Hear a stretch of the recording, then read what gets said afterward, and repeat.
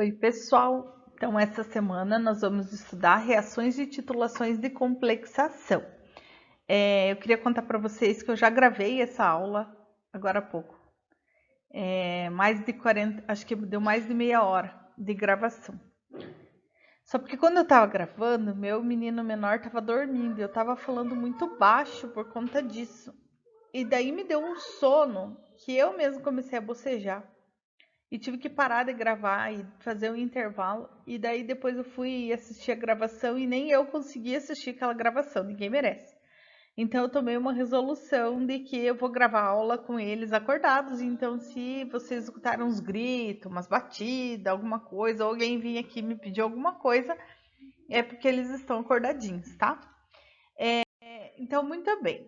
Com relação às reações de complexação, elas são de interesse para a ciência como um todo, mas em especial para a química analítica, as reações de complexação têm muita aplicação e não é só na química analítica clássica, que é o objetivo do nosso estudo nessa semana, né? Então, eu deixei até em destaque aqui em negrito titulação de cátions, porque é o que nós vamos ver hoje e o nosso livro-texto é o SCUG e esse conteúdo está lá no capítulo 17 do SCUG. Mas também as reações de complexação podem ser utilizadas para determinações espectrométricas, porque os complexos, muitas vezes, na maioria das vezes, eles são coloridos. Então, eles são coloridos, eles absorvem a luz no comprimento de onda do visível, e aí nós podemos reagir o nosso analito com um agente complexante, formar esse complexo colorido e a gente fazer essa determinação através do espectrofotômetro, tá?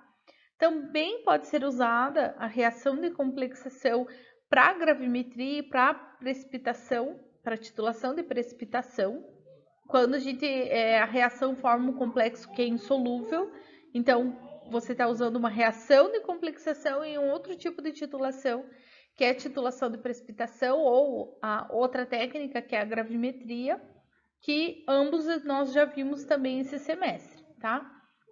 E ainda os complexos eles podem ser usados para extrair os cátions de um solvente para outro e para dissolver precipitados insolúveis. Então, as aplicações são vastas. Aqui tem um exemplo para vocês do cloreto férrico com a cor amarela, né? E aí depois o ferro complexado com o tilcianeto, acho que tilcianeto ou tilcianato, acho que é tilcianeto, que fica vermelho. Então os complexos na maioria das vezes são coloridos, tá? Nós vamos fazer, como vamos falar de reação de complexação, eu preciso relembrar vocês alguns conceitos sobre esse tipo de reação, que provavelmente vocês já viram lá na química inorgânica, né, na química de complexos, que é na nossa matriz, né, o nome da disciplina. Então, assim, a maioria dos íons metálicos, então aqui quando a gente fala de determinação de cátions, a maioria deles são metais, né? Os metais têm tendência a formar cátion, e um cátion é uma espécie com deficiência de elétrons e que tem a carga positiva. Então, esse tipo de espécie reage com doadores de pares de elétrons para formar compostos chamados de compostos de coordenação ou complexos, tá? Esses doadores de pares de elétrons são chamados de ligantes, que são espécies que têm, então, uma quantidade maior de elétrons não ligantes que podem ser utilizados para ocorrência de uma ligação covalente. Então, vai ocorrer uma ligação entre o íon metálico, entre o cátion e o ligante, né? Sendo que o par do ligante, o par de elétrons, ele provém do ligante, né? Numa reação, numa ligação química covalente convencional, digamos assim, quando se estabelece uma ligação covalente, cada espécie que está envolvida nessa ligação acaba contribuindo com um elétron para formar o par que é compartilhado. Esse é o tipo de ligação covalente em que apenas uma das espécies entra, digamos assim, né? Contribui com o par de elétrons que vai ser compartilhado, mas mesmo assim é uma ligação covalente porque eles estão compartilhando esse par de elétrons, tá? Então, como exemplos de ligantes, nós temos a água, a amônia, cloretos, qualquer espécie que tenha par de elétrons não ligantes pode atuar como um ligante ou como um agente complexante. Então, por exemplo, o cobre 2+, nós temos o costume de mencionar apenas como cobre 2+, mas o cobre aquoso, ele forma um complexo com a água, que muitas vezes nós acabamos não mencionando, né? Mas a água, ela também atua como um ligante, porque cada oxigênio da molécula de água tem 2 pares de elétrons não ligantes que podem, então, atuar formando um complexo, tá? O número de coordenação é o número de ligações covalentes que o cátion, que esse íon metálico, ele consegue formar com os doadores de elétrons, que são os ligantes. Ainda com relação a essa parte básica da matéria, valores típicos de número de coordenação são pares, 2, 4, 6, e o resultado dessa espécie de coordenação pode ser uma espécie neutra, catiônica ou aniônica. Então, eu posso formar com o mesmo número de coordenação, o mesmo metal, por exemplo, o cobre, que tem o número de coordenação igual a 4, ele pode formar um complexo catiônico, por exemplo, com a amônia. Ele pode formar um complexo neutro com a glicina, esse que está aqui, esse ligante é chamado de glicina, a gente vai ver no próximo slide a estrutura dele. E também pode formar um complexo aniônico, por exemplo, o complexo do cobre com o cloro, formando o cloreto de cobre ali, né? Esse complexo com quatro cloretos e o cobre no meio. Então, existe uma variedade de tipos de complexos que podem ser formados.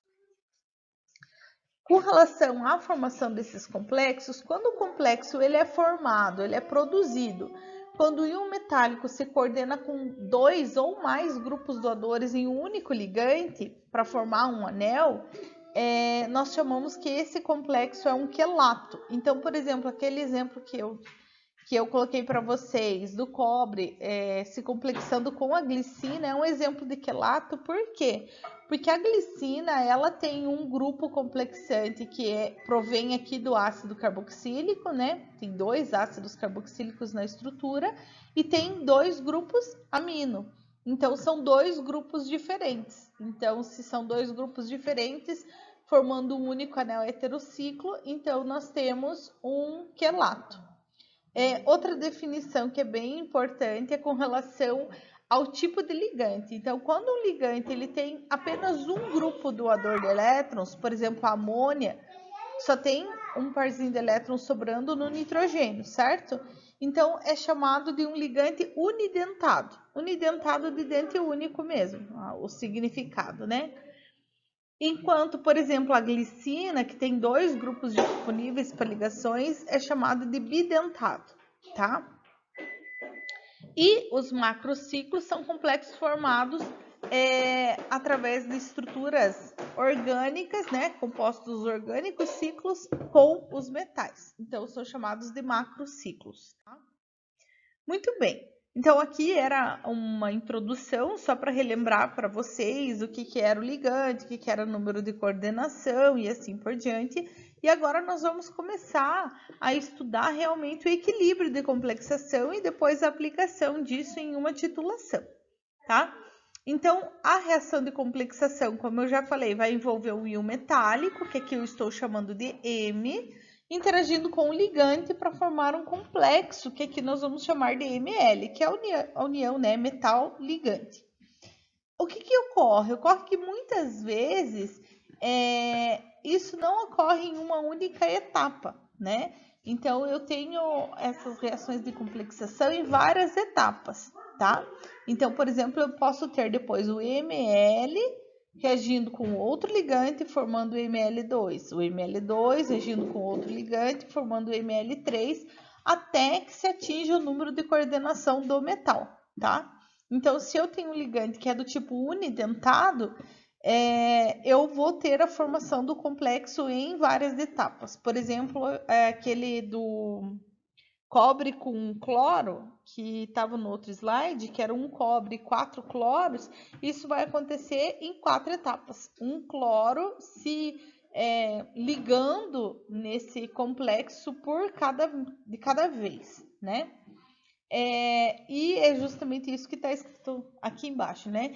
Que os ligantes que são unidentados, eles vão se ligar, vão ser adicionados nesse complexo em uma série de etapas, enquanto os multidentados, o número de coordenação máximo do cátion, ele pode ser satisfeito em uma única etapa ou, né, 2 etapas, menos etapas, justamente por ele ser multidentado, tá?